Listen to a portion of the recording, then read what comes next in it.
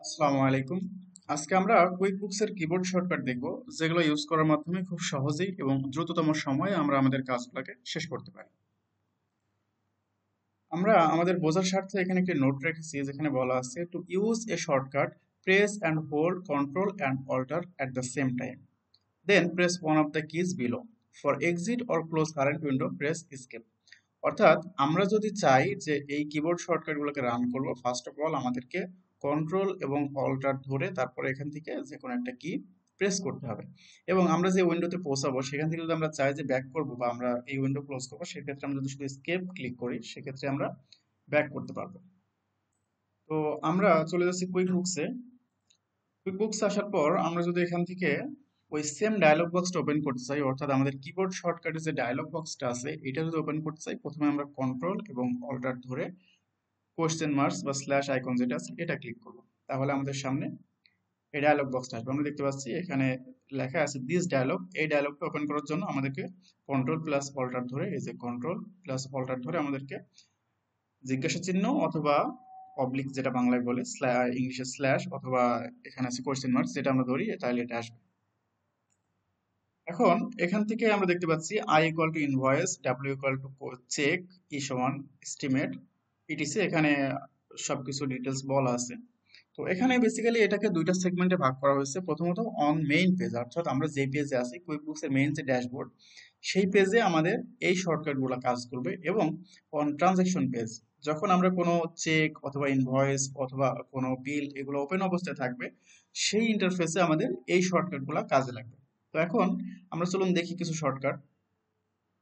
আমরা যদি normally control plus alter ধরে আই ক্লিক করি, সেক্ষেত্রে দেখুন আমাদের একটি ইনভয়েস ইন্টারফেস ওপেন হবে। এখন এখানে যদি আমরা আমাদের প্রয়োজনীয় ডিটেলস দেই এবং তারপর এটা সেভ করতে চাই, আমরা এখন আসি আমরা সাধারণত এটা নর্মাল ইন্টারফেস থেকে বা নর্মাল ভিউ থেকে আমরা এখন আসি ট্রানজাকশন পেজে। তো আমরা এখন যে কিবোর্ড শর্টকাটগুলো কাজ করবে সেগুলো নর্মালি আমাদের এই অপশনের গুলো, কারণ আমরা এখন ট্রানজাকশন ভিউতে আছি। তো এখন এটা যখন আমরা ফিল আপ করা শেষ হবে, আমি র্যান্ডমলি এখান থেকে একটা কিছু দিয়ে ফিল আপ করে দিই।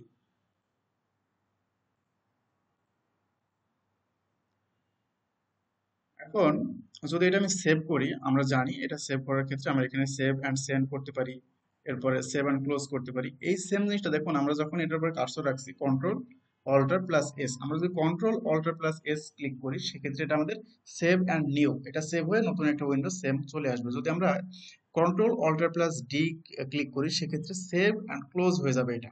এবং আমরা যদি সেভ অ্যান্ড শেয়ার লিঙ্ক, এটা যদি আমরা চাই যে সেভ করবো এবং লিঙ্ক শেয়ার করবো, সেক্ষেত্রে কন্ট্রোল অল্টার প্লাস এল। আমরা দেখতে পাচ্ছি এই পাশে খুব ছোট করে মানে একটু ঝাপসা করে এই লেখাগুলো আমাদেরকে শো করতেছে। এবং আমরা যদি এখান থেকে সেভ অ্যান্ড শেয়ার হোয়াটসঅ্যাপ করি, এর জন্য শর্টকাটটা দেওয়া নাই। তো আমরা যদি নর্মালি এখন এখান থেকে কোনো ক্লিক না করে control alter plus S click করি, কন্ট্রোল অল্টার এস, দেখুন এটা আমাদের সেভ হয়ে আবার একটা নিউ ইন্টারফেস চলে আসলো। এভাবে আমরা শর্টকাটগুলো ইউজ করতে পারি। এরপরে আমাদের আরো কিছু শর্টকাট আছে। আমরা যদি চাই যে এই ড্যাশবোর্ড থেকে সরাসরি কাস্টমার পেজ ওপেন করতে, আমরা নর্মালি এখান থেকে control alter plus C click করলাম, আমাদের কাস্টমার চলে আসলো। আমরা যদি চাই কাস্টমারের পেজ থেকে আমাদের যে ডিটেলস গুলো আছে সেগুলো দেখলাম। আমরা যদি চার্ট অফ অ্যাকাউন্টস যেতে চাই, কন্ট্রোল অল্টার প্লাস এ ক্লিক করলে আমরা চার্ট অফ অ্যাকাউন্টস চলে আসলাম। এখান থেকে bank transaction, receive, reconcile, rules, etc আমরা যেগুলো আছে সেগুলো আমরা ইউজ করতে পারি। এরপরে আমরা যদি চাই আমাদের সাপ্লায়ার প্যানেলে যেতে, কন্ট্রোল অল্টার এবং ভি প্রেস করতে হবে, তাহলে আমরা সাপ্লায়ার প্যানেলে চলে আসলাম। আমরা যদি এক্সপেন্স প্যানেলে যেতে চাই, control alter plus X click করলে আমরা এক্সপেন্স প্যানেলে চলে যাব।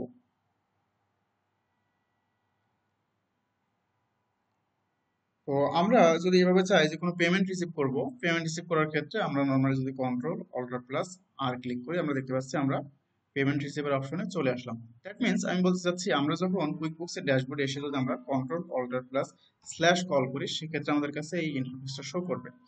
এবং এখান থেকে আমরা এই কিগুলো ইউজ করে খুব সহজেই আমাদের কিবোর্ড শর্টকাটগুলোর মাধ্যমে আমাদের কাজগুলো শেষ করতে পারি। অর্থাৎ আমরা কন্ট্রোল প্লাস অল্টার ধরে এখানকার যে কিটাই প্রেস করব, পাশের এই অ্যাকশনটা কাজ করবে।